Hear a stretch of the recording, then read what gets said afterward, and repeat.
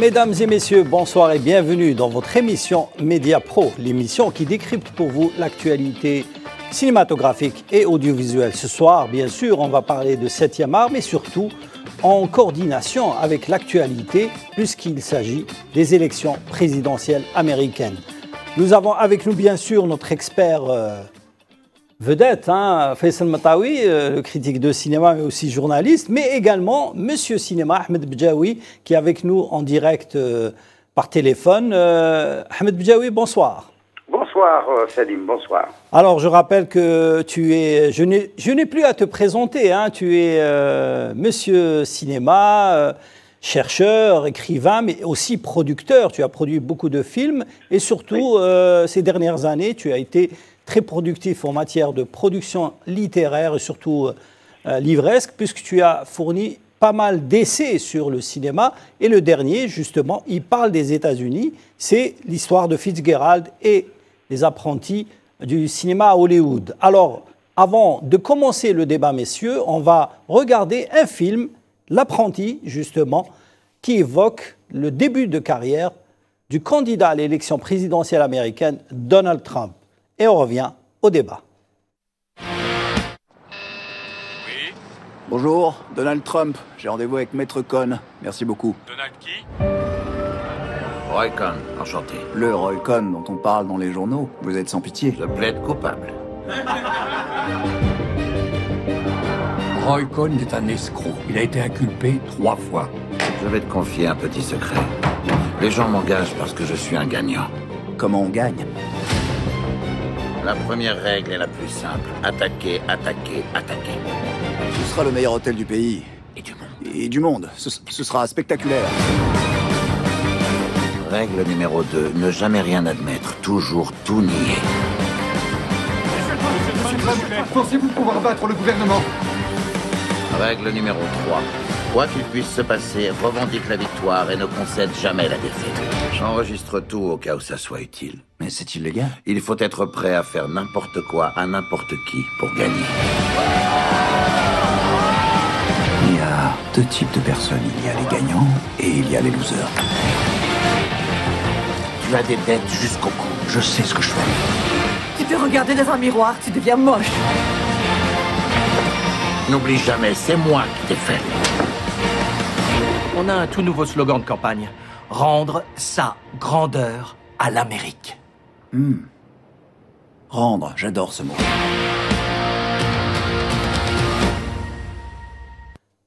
Voilà, c'était la bande-annonce de L'apprenti, de Apprentice, et qui est sortie récemment en France le 9 octobre, Faisal Matawi. Début octobre, oui. C'est un film que déteste Donald Trump puisqu'il raconte ses débuts dans le monde de la politique et des affaires et son union avec un célèbre avocat conservateur. Ahmed Bjaoui, bonsoir.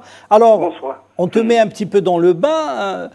C'est l'élection présidentielle, bien sûr, c'est toujours l'éternel duel entre entre les démocrates et les républicains. Je vais aller dire conservateurs, mais bon, Oui, ça va oui, avec. Dans ce cas-là, ce sont des conservateurs.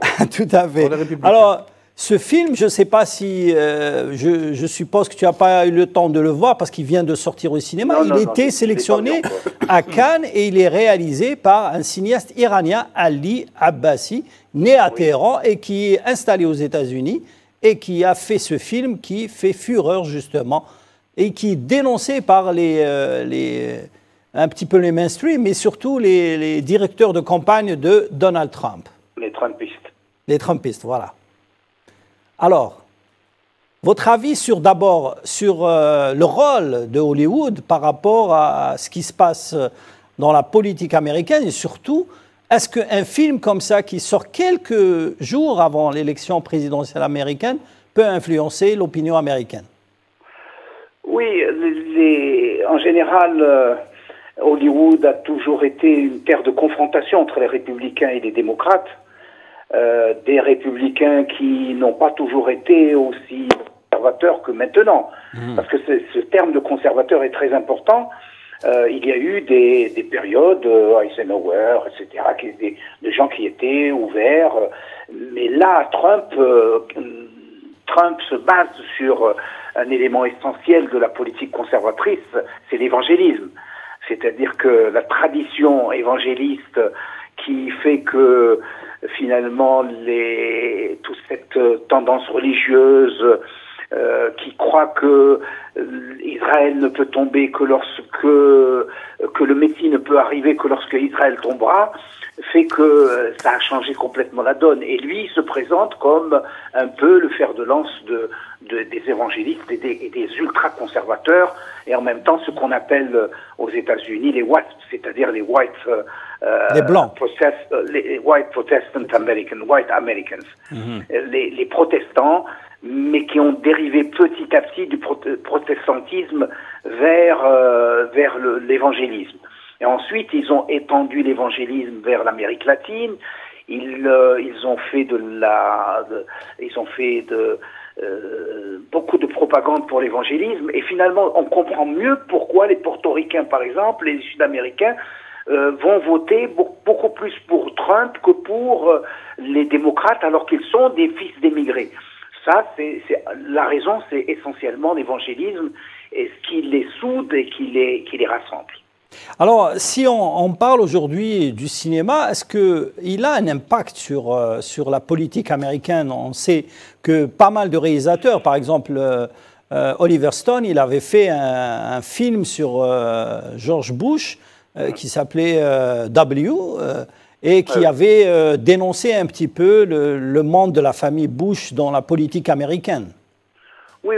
Et puis Oliver Stone, comme tu l'as rencontré, tu le connais, c'est un démocrate averti, un gars de gauche, comme on dit. Alors là aussi, chez les démocrates, il y a les démocrates traditionnels qui viennent du Sud, parce que il faut pas oublier que dans le temps, au moment de la guerre de sécession, les démocrates, c'était plutôt les éleveurs du Sud.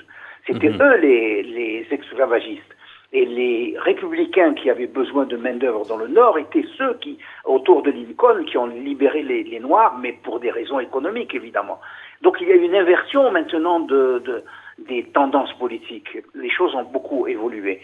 Et donc, des gens comme Oliver Stone sont des gens, comme on a vu aussi dans Hollywood dans les années 30, il y avait une forte opposition entre les producteurs américains qui étaient des républicains de droite, qui étaient généralement des grands noms du lobby juif américain, et les écrivains et les réalisateurs qui étaient plutôt des gens de gauche, souvent d'ailleurs radicaux, on appelait ça radicaux pour ne pas dire, comme Fitzgerald par exemple, qui était sympathisant marxiste. Sans être des communistes, c'était quand même des sympathisants marxistes. C'est un peu le cas d'Oliver Stone. C'est par rapport à d'autres personnes, Oliver Stone est quelqu'un qui est très très très à gauche par rapport à tout le reste, quoi.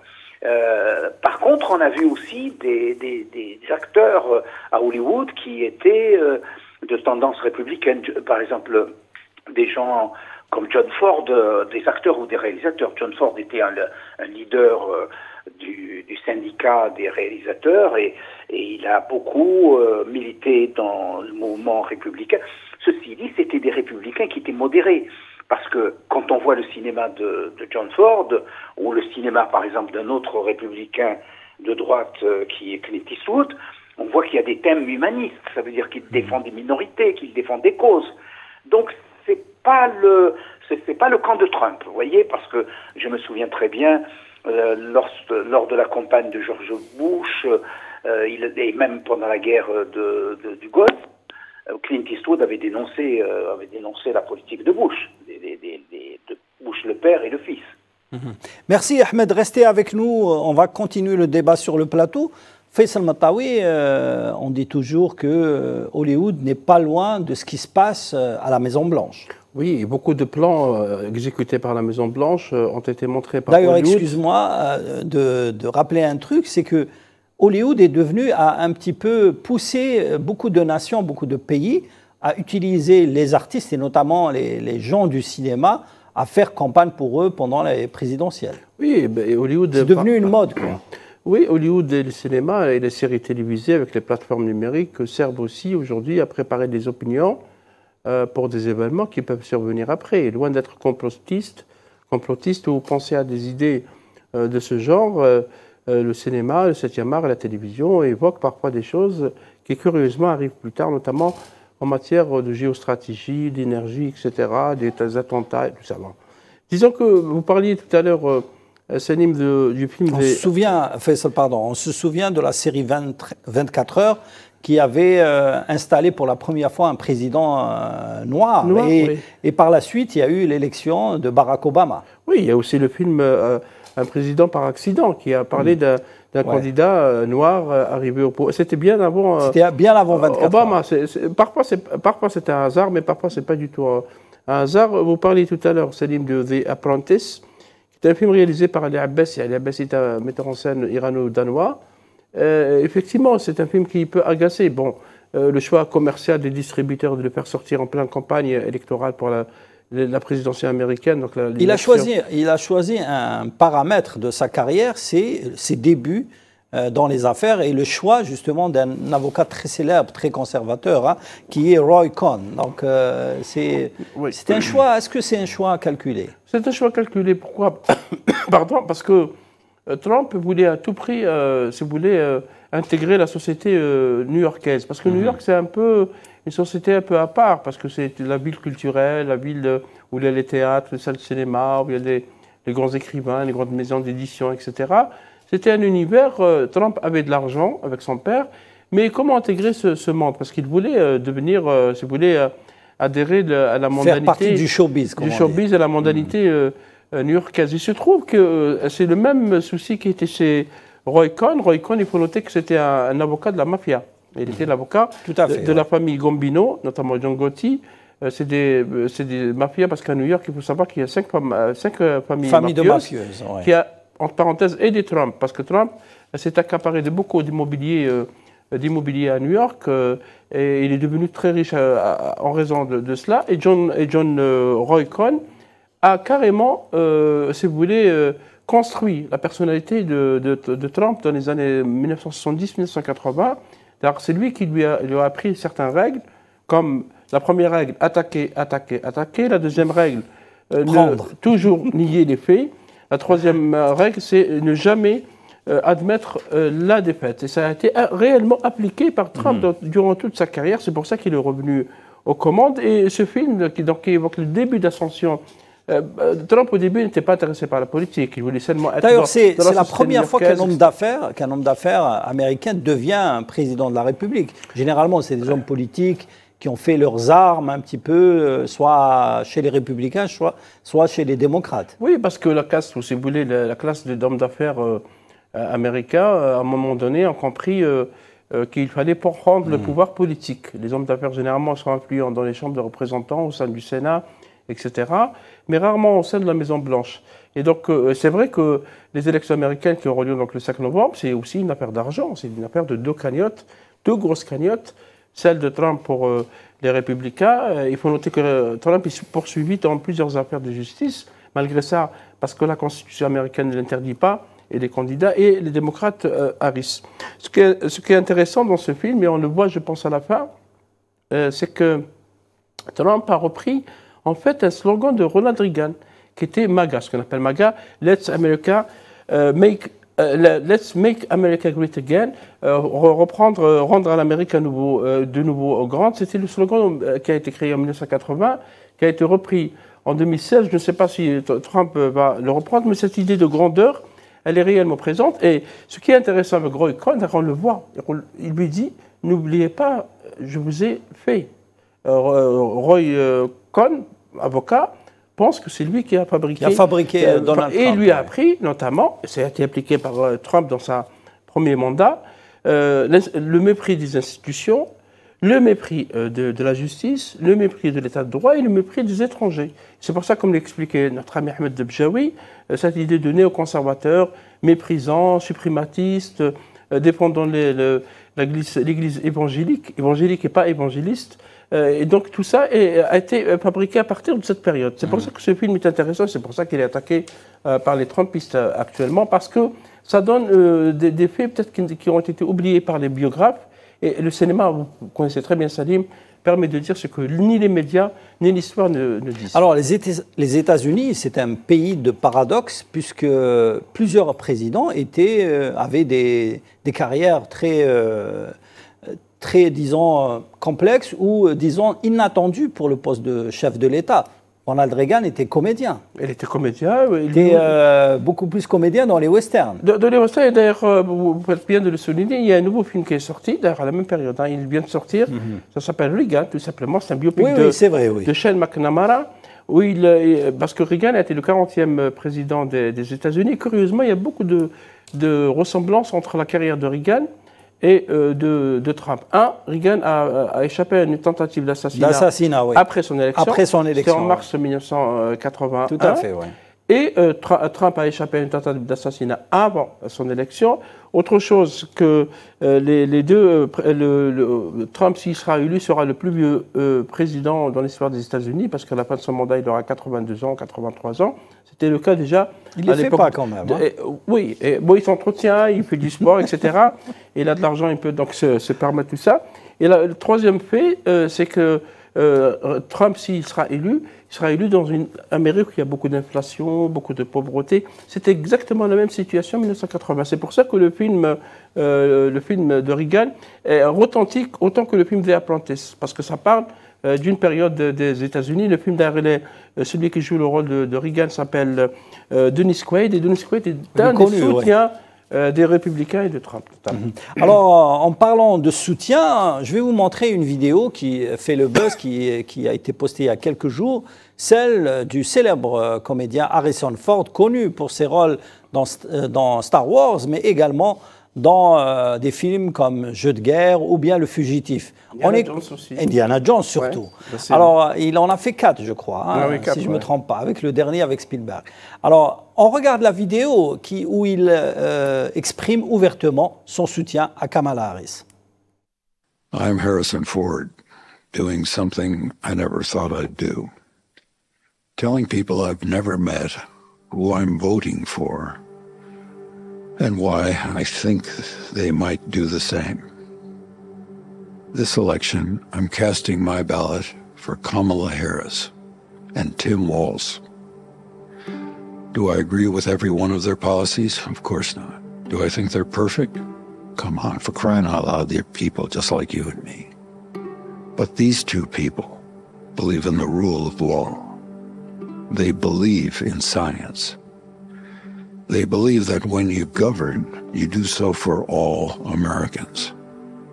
They believe that we are in this together. These are ideas I believe in.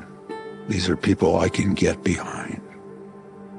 Look, I'm frustrated about a lot of things in this country. I'm sure you are too. But the other guy, he spent 4 years turning us against each other, while embracing dictators and tyrants around the world. That's not who we are. We don't need to make America great again. Come on, we are great. What we need is to work together again. What we need is a president who works for all of us again. Voilà, c'était le message de Harrison Ford dans lequel il disait je fais quelque chose que je n'aurais jamais pensé faire un jour. Je dis pour qui je vais voter à des gens que je n'ai jamais rencontrés et pourquoi je pense qu'ils devraient faire pareil. Oui. Harrison Ford est une vedette, il s'expose ouvertement et déclare sa flamme un petit peu pour Kamala Harris. C'est la première fois qu'un acteur appelle carrément au vote d'un candidat à l'élection présidentielle américaine. Il y avait Clint Eastwood en 2016. Mais Clint Eastwood, c'était moins Trump. Médiatique que ça, quand même. Oui, pour Trump. D'ailleurs, son dernier film évoque un peu cela. Parce qu'il est intéressant de ce que dit Harrison Ford. On aurait pensé qu'Harrison Ford est républicain. Ouais. Par rapport à si on voit ses films, ses analyses, ses soutiens notamment à l'antitétionniste, etc. Mais disons que même Kamala Harris, le soutien antitétionniste entre parenthèses, donc disons que et sa réponse, il dit que c'était je soutiens des personnes qui croient à la loi, qui croient à la science, qui croient à l'idée que les Américains peuvent vivre ensemble, qu'ils soient.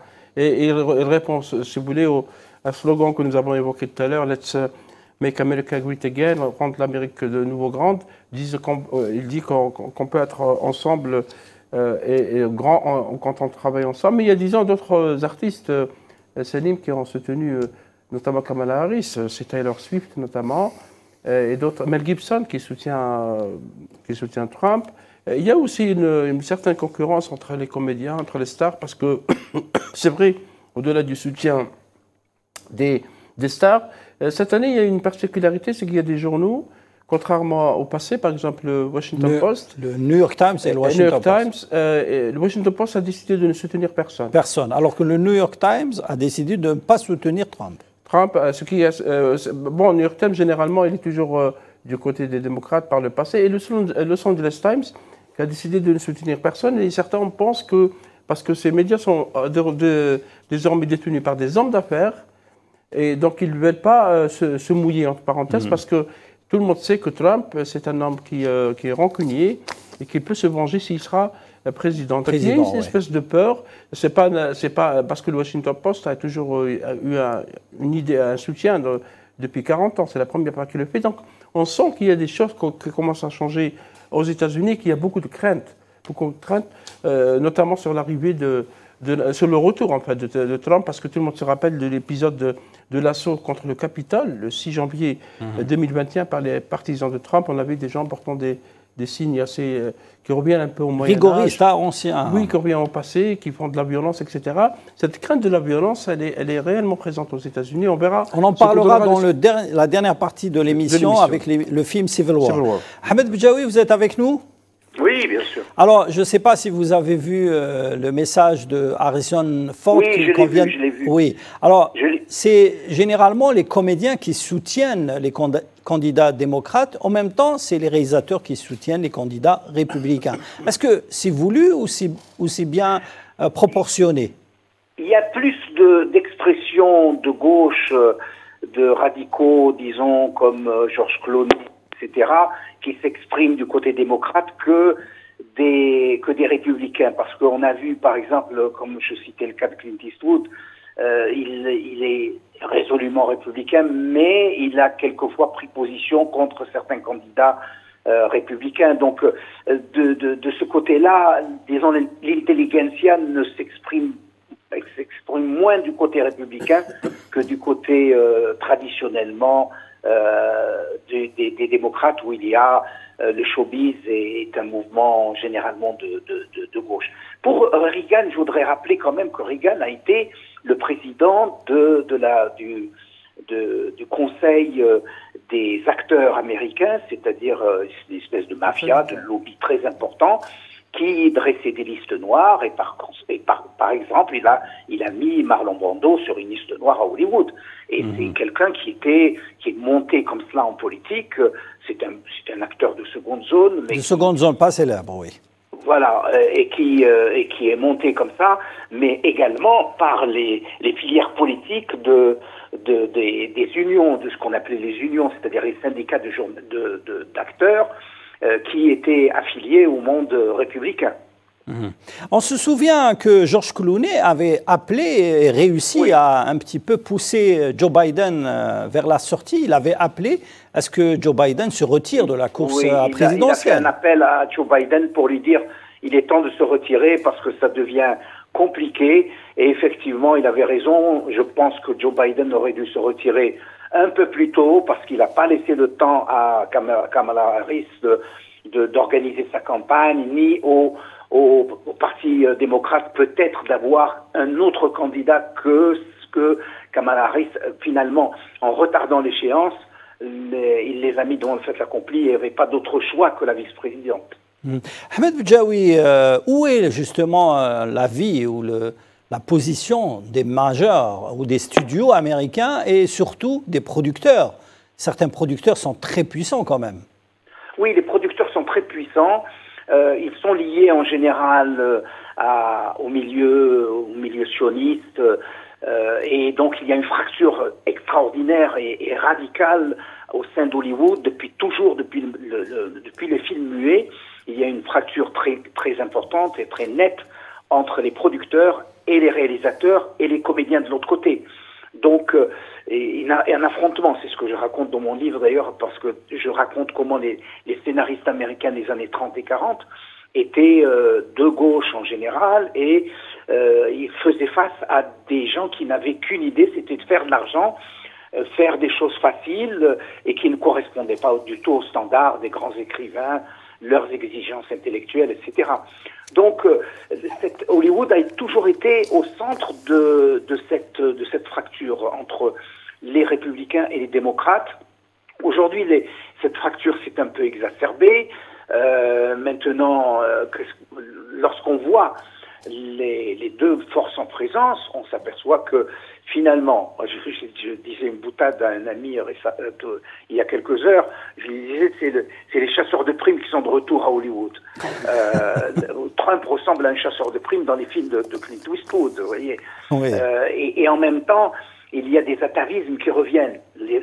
Si on regarde le cinéma américain s'est nourri de tout temps d'une attitude antiféministe.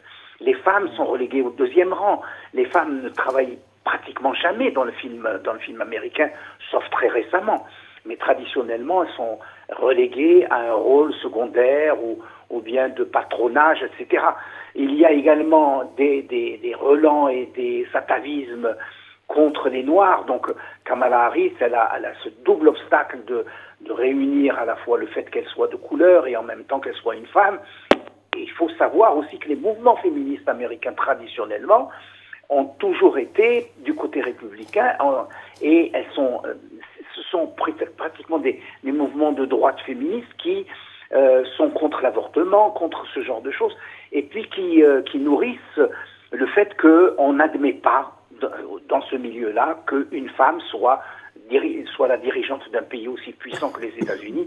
Donc je vois des forces très anciennes, des relents qui sont en train de revenir à la surface et qui jouent contre Kamala Harris. Oui, justement, on a évoqué beaucoup, les observateurs ont évoqué beaucoup ce paramètre d'être femme candidate dans une société très puritaine, très conservatrice, mais et très antiféministe. Très antiféministe. On se souvient, Hillary Clinton, comment elle a été évincée de l'élection présidentielle face justement à Donald Trump, il faut le préciser. Exactement. Mais selon les derniers sondages, c'est du coude à coude. Oui, les sondages... moi, compte tenu de l'histoire des États-Unis, compte tenu des grandes lignes de fracture qui traversent la société américaine, la violence, les règlements de compte, la violence verbale, la violence physique, tout cela, l'antiféminisme, le racisme ambiant et souterrain qui demeure quand même contre les Noirs. Je pense que effectivement, je suis d'accord avec Georges Clooney, Biden aurait dû se retirer plus tôt pour permettre à un candidat beaucoup plus potentiel, disons, pour affronter quelqu'un d'aussi redoutable que Trump. Mais ceci dit, il faut quand même reconnaître que en matière de politique étrangère, que ce soit les démocrates ou les républicains, ils sont tous sur la même ligne. Donc il y a s'opère uniquement sur la question de l'immigration, sur les questions intérieures, mais sur les questions internationales, il n'y a pas de grosse différence. Donc pour nous, il n'y a pas de grande différence entre les deux candidats, entre les deux camps, je dirais. Merci Ahmed, restez avec nous, on fait une courte pause et on revient au débat.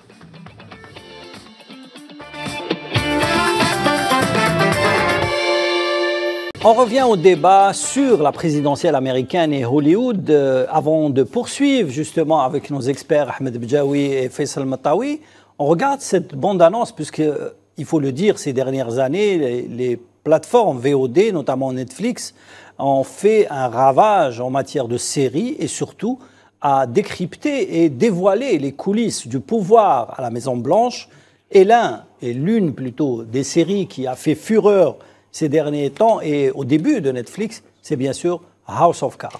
On regarde et on revient au débat. Il y a deux sortes de douleurs. L'une vous rend plus fort, l'autre est inutile. Elle n'apporte que de la souffrance. Je ne m'embarrasse pas de choses inutiles. Dans ce genre de situation, il faut être capable d'agir. Savoir s'acquitter d'un travail ingrat. Si cela est nécessaire. Je m'en fiche que ce soit douloureux. Je m'en fiche de la controverse que cela va créer. Vous êtes là pour trouver le moyen de parvenir.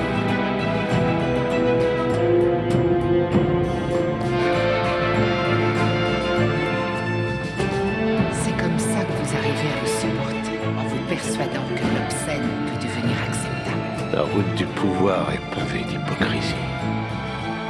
Jamais de regret. Voilà, c'était House of Cards, la série la plus célèbre de Netflix sur les coulisses du pouvoir à la Maison-Blanche. Comment on fabrique justement les présidents aux États-Unis. Cette série a fait fureur et cassé quelques tabous, Faisal Matawi. Oui, la série a été lancée en 2013, il y a 16 ans. Elle a été arrêtée, je pense... En novembre 2018, oui. Novembre 2018, mais avant, Kevin Spacey a été exclu de la série pour son application dans... Accusation d'agression sexuelle. Oui. D'agression sexuelle sur la campagne MeToo. Absolument. House of Cards, en partie inspiré d'une série britannique qui s'appelle Château de cartes et d'un roman de... Mais qui a eu moins de succès quand même. Hein. Oui, parce que la série américaine plonge en Washington. Alors on a, pour expliquer rapidement à nos amis spectateurs, Frank Underwood, qui est interprété par Kevin Spacey, est donc chef de la majorité démocrate au Congrès. Il a contribué à l'élection d'un président qui lui a promis d'être secrétaire d'État, ministre des Affaires étrangères si vous voulez, et après le président élu n'a pas tenu sa promesse. Alors Frank Underwood et sa femme Claire Underwood ont commencé l'entreprise de manipulation, de fausse information, de pression, de trahison, etc. Tout ce qu'il y a si vous voulez, dans l'univers politique américain en général et occidental. Pour noter que le scénariste qui est William Willimon, Beau Willimon a été celui qui a écrit le scénario de Les Marches du pouvoir, justement de George Clooney, où il y avait une critique notamment sur la lutte qu'il y avait entre l'idéalisme démocrate évoqué par Ahmed Bjawi, une certaine idée du progrès, etc., et les puissances de l'argent. Et donc cette série montre tout ça. Et comment ce personnage froid et cynique de Frank Underwood, qui passe même au meurtre pour défendre ses intérêts, élimine une journaliste. Élimine les adversaires, il manipule, il utilise le mensonge, il attaque à peu près ce que peut-être un certain entourage de Trump utilise actuellement. C'est l'une des séries qui a eu le plus de succès et qui a donné aussi une idée, parce que le scénariste Beau Willimon s'est inspiré de beaucoup de choses qui ont eu lieu réellement à Washington. Parce que Washington, la capitale fédérale des États-Unis, il se passe beaucoup de choses pour être au Congrès, il se passe beaucoup de choses pour être président. Pour être président, il y a beaucoup de travail de coulisses, d'argent, de manipulation, de fausse information, de pots de banane, etc. Et je pense que si on veut comprendre un peu le fonctionnement de l'establishment, de la politique intérieure des États-Unis, comment les choix se font, il faut voir cette série. Il y a un côté fictionnel, mais il y a une grande partie de réel. On découvre les coulisses. Absolument, les coulisses de l'élection d'un président, comment saboter. Parce qu'après, ceux qui ont vu la série, je ne sais pas si tout le monde l'a vu, Frank Underwood va devenir vice-président des États-Unis et il voudra devenir même président, en marchant sur les corps des gens. Mais à la fin, je crois, la 5e saison, sa femme, 6e, attaque son mari pour devenir président. Ça devient donc elle devient son ennemi. Le conflit de couple devient vraiment un conflit entre deux adversaires. Je pense que c'est très très bien écrit comme série, et c'est pour ça qu'elle a eu autant de retentissement. Beaucoup de succès sur Netflix, mais surtout beaucoup de prix. Hein, de prix, beaucoup d'Emmy Awards, etc. Y compris pour pour Robin Wright, qui est Claire Underwood, qui a elle-même réalisé certains épisodes. Parce qu'il y a plusieurs réalisateurs, je citerai James Foley, Jodie Foster, qui a été aussi une réalisatrice, et surtout David Fincher, qui a fait les plus belles épisodes de cette série. Et qui avait réalisé le célèbre Seven. Seven, absolument. Ahmed Bjawi, vous avez vu bien sûr la série de Netflix House of Cards, qui est devenue une référence en matière de découverte et des coulisses de la Maison-Blanche. Ou de la fabrication, justement, des présidents des États-Unis. Oui, comment on fabrique, comment on forge un homme politique. Mais il y a eu aussi pas mal de films, de longs métrages tout à fait, sur par exemple, le film avec Meryl Streep qui forme un peu son fils pour devenir président, etc. On montre comment finalement le visage un peu machiavélique d'une femme. C'est toujours un peu une constante dans le cinéma américain. Mais ce que je veux dire, c'est que il faut pas prendre ça à la lettre, parce que ce que fait le monde du showbiz pour les Américains, c'est un spectacle qui n'a pas forcément une influence très grande sur la réalité politique du terrain. Ça veut dire que, en réalité, il y a deux camps, il y a deux Amériques qui s'affrontent, qui se sont toujours affrontées depuis la guerre civile, depuis la guerre de sécession. C'est donc les républicains et les démocrates. Encore une fois, il y a eu une inversion puisque les démocrates étaient plutôt des sudistes et les républicains étaient des nordistes. Et donc, petit à petit, comme les républicains sont devenus dominants parce qu'ils dominaient l'industrie et les autres sont restés dans le monde agricole, eh bien, il s'est trouvé qu'ils se sont retrouvés dans l'opposition, les démocrates, et ils ont pris ce chemin qu'on est chez eux. Alors, cette Amérique-là, finalement, il y a très peu de différence entre ces deux Amériques. Ça se joue toujours à quelques milliers de voix près, à quelques grands électeurs, parce que l'Amérique est très divisée. Et finalement, les médias ou bien le monde du spectacle ne font que confirmer les prises de position. À mon avis, elles ne changent pas radicalement les opinions. Elles renforcent les opinions quand c'est de droite et elles renforcent les opinions quand c'est de gauche. Mais il y a très peu d'influence sur l'électorat. Je crois qu'il y a une radicalisation des deux côtés, de chacun des convictions qui sont tellement fortes qu'il y a très peu de gens qui flottent comme dans certains pays. Donc vous insinuez, M. Bjaoui, que par exemple le cinéma et certains films n'ont pas d'influence sur l'électeur américain. Je ne dis pas que ça n'a pas d'influence. Oui. Je dis que si par exemple un grand acteur comme Clooney prend la parole, ou bien quelqu'un comme voilà, ça a de prend la l'influence. parole, à titre personnel, en tant que star, en tant qu'image, parce que l'image d'une star est très importante dans le monde entier et aux États-Unis en particulier, là ça peut avoir de l'influence. Mais le film lui-même, il le regarde avec une certaine distance. Ça n'a pas vraiment de grosse influence. Les individus, comme cette chanteuse qui a pris position, par exemple, et qui a un peu effrayé Trump d'ailleurs, il lui tire dessus. Il parle de la mettre devant un poteau. Ouais. Oui, c'est ça. Et parce que là, elle l'a ébranlé. Là, il y a quelque chose qui se passe. Mais, grosso modo, on va retrouver les deux tendances très proches l'une de l'autre, et il y a très peu de gens, d'électeurs qui vont flotter. C'est pas comme il y a des pays où finalement dans les campagnes on peut retrouver 20% ou 30% de gens qui vont. Là ça se joue à 2-3%. C'est pas, donc on va retrouver toujours sur le fil du rasoir. Ça va se jouer à quelque chose comme cela. Voilà, mais Ahmed, vous qui avez énormément voyagé aux États-Unis, vous avez organisé des conférences des conférences sur le cinéma, mais également organisé des projections. On sait que par exemple la Californie, l'ouest des États-Unis sont très influencés par le cinéma et Hollywood. Mais qu'en est-il justement du sud des États-Unis, sachant que souvent des régions comme la Floride ont un impact sur le dernier vote des grands électeurs? Oui, alors c'est vrai que curieusement c'est le sud des États-Unis qui était avant démocrate, qui est devenu maintenant républicain même extrémiste. Et donc ils sont très loin du monde du showbiz, ils sont très loin du spectacle. Pour eux, ce sont des réalités d'affrontement. C'est l'argent qui fait la différence. Et finalement, pendant longtemps, on a dit si vous comptez la cagnotte que ramassent les républicains et celle que ramasse le candidat démocrate, celui qui a le plus d'argent va gagner l'élection. Ce n'est plus tellement vrai aujourd'hui. L'argent va influer parce que effectivement il y a un gros afflux d'argent pour Kamala Harris, mais c'est pas suffisamment déterminant. Maintenant, effectivement, dans l'Est et à Hollywood et en Californie, en Oregon, etc., vous savez, les universitaires ont peut-être plus d'influence que le cinéma. Bien sûr, nous, on voit le cinéma, mais Moi, je connais le monde universitaire beaucoup mieux dans la côte est et la côte ouest des États-Unis, que ce soit à New York, bien sûr, mais également en Californie et en Oregon. Eh bien, ils sont très influents. Parce qu'ils ont des élèves, ils forment, eux, des élites. Et il y a un impact qui est très important. Et ça, c'est le côté un peu inconnu et méconnu des États-Unis. Merci, Ahmed. Restez avec nous. Est-ce que vous oui, pouvez me libérer? allez-y. Je vous écoute, Ahmed.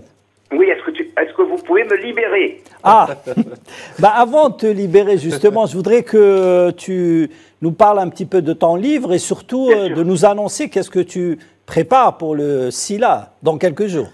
Oui, voilà, oui, effectivement. Donc, l'année dernière, j'avais présenté un livre qui était ma thèse de doctorat. Scott Fitzgerald ou les contemporains face à Hollywood. J'avais écrit en anglais Fitzgerald et ses contemporains, parce que ce n'est pas uniquement sur Fitzgerald, c'est aussi tous les écrivains américains comme Faulkner, comme Hemingway, comme Nathaniel West, etc., qui étaient des gens de gauche et qui se sont retrouvés scénaristes à Hollywood face à des producteurs qui ne connaissaient que l'argent, qui étaient de droite, qui est bien sûr, parce que l'argent, il est à droite. Pour eux, c'est naturel, voilà. Et donc... On l'a perdu. Dommage. Merci Ahmed, en tout cas, pour ton excellente participation, toujours fidèle et à la hauteur de la réputation d'Ahmed Bdjaoui, grand critique de cinéma et surtout universitaire et producteur de cinéma. Faisal Mataoui, on parlait justement de l'influence de Hollywood, mais il y a surtout des films qui sont faits sur les États-Unis, des films qui influencent l'opinion et qui donnent une opinion internationale, qui donne sur l'opinion internationale une image contraire de ce qu'on connaît des États-Unis. On regarde un film qui fait débat, un film britannique, qui est sorti l'année dernière et qui a fait énormément mal aux Américains. C'était Civil War. On regarde la bande-annonce et on revient au débat. 19 États ont fait sécession. L'armée américaine intensifie ses actions. La Maison-Blanche met en garde les forces de l'Ouest et l'Alliance de Floride. Le président, qui entame son 3e mandat, assure que ce soulèvement sera rapidement maîtrisé. Dites-moi si vous voulez essayer quelque chose. Vous êtes au courant qu'il y a une guerre civile qui se déroule dans tout le pays? Nous, ce qu'on veut, c'est rester à l'écart. Avec ce qu'on voit aux infos, c'est ce qu'il y a de mieux à faire.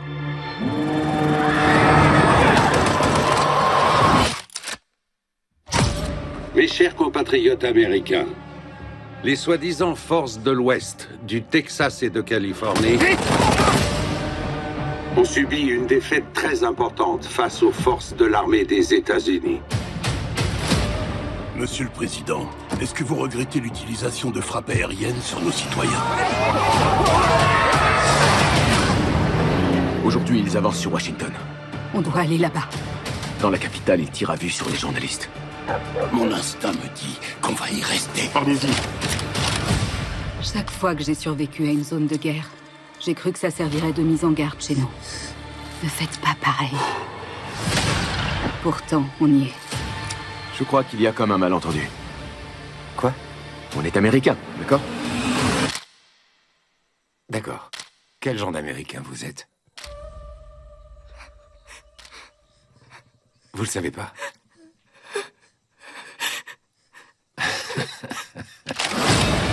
Les forces de l'Ouest atteindront la Maison-Blanche le 4 juillet.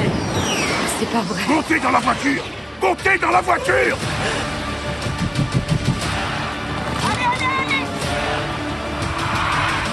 Restez en dehors de ça. C'est hors de question. Une seule nation, sous l'autorité de Dieu, indivisible, avec la liberté et la justice pour tous.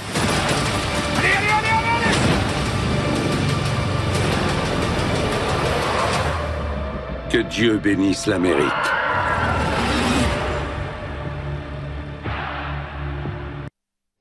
Voilà, c'était la très explosive bande-annonce de Civil War. Bien sûr, Faisal, vous avez vu le film. Oui. Nous en avions programmé d'en parler dans plusieurs numéros et cette fois, c'était l'occasion. C'est un film quand même qui fait réagir, hein, qui donne un aperçu un petit peu fantasmagorique sur la société aux États-Unis et qui nous rappelle un petit peu la guerre des sécessions, mais en 2024. Donc, c'est deux États, le Texas et la Californie, qui font sécession et qui roulent sur Washington pour éliminer le président des États-Unis. Oui, c'était un film qui est réalisé par un Britannique et qui a fait énormément de critiques de la part des Américains, mais aussi des observateurs. Oui, Alex Garland est un réalisateur connu pour être un anti-guerre. D'abord, c'est un Britannique. Il est célèbre par son film Ex Machina, où il évoque déjà à l'époque, il y a plus de 10 ans, le danger que peut avoir la machine, l'intelligence artificielle sur l'homme. Et donc lui, c'est considéré comme un réalisateur visionnaire. Bon, certains l'ont critiqué parce qu'il n'a pas pris position dans le film. Le film nous montre une photographe, Lee, qui s'appelle, le photographe s'appelle Lee Kirsten Dunst, qui est la comédienne. Elle est habituée à couvrir la guerre, mais elle est américaine, donc généralement, la guerre, c'est toujours en dehors des États-Unis. Et cette fois, elle couvre la guerre chez elle. Les États-Unis exportent les guerres par le passé, comme c'était le Vietnam, l'Afghanistan, l'Irak, etc. Mais là, ça se passe aux États-Unis. Effectivement, il y a les forces de l'Ouest, la Californie qui est démocrate et le Texas qui est républicain. Ça lié avec ce qu'ils appellent l'Alliance de Floride dans le sud. Et donc, ils partent à l'assaut d'un président qui se présente pour un troisième mandat, aux allures trumpistes. C'est un président qui ressemble à Trump. D'ailleurs, il dit une seule nation sous l'autorité de Dieu, indivisible avec la liberté et la justice pour tous. Que Dieu bénisse l'Amérique. C'est un peu ce que dit généralement Trump. Et donc, effectivement, ce film a ouvert tout un débat parce que ces craintes existent aux États-Unis. Mohamed Boujaoui parlait de deux Amériques qui se regardent en face à face aujourd'hui, parfois dans le blanc des yeux. Ce risque existe réellement parce que les États-Unis, il faut noter qu'ils ont été constitués après une guerre civile entre les nordistes et les sudistes, une guerre fratricide, une guerre sanguinaire. Et donc, un État comme le Texas, rappelez-vous, il y a quelque temps, on a commencé à parler de la possibilité que cet État demande sécession. L'État de Texas est un grand État du Sud, pétrolier, très riche.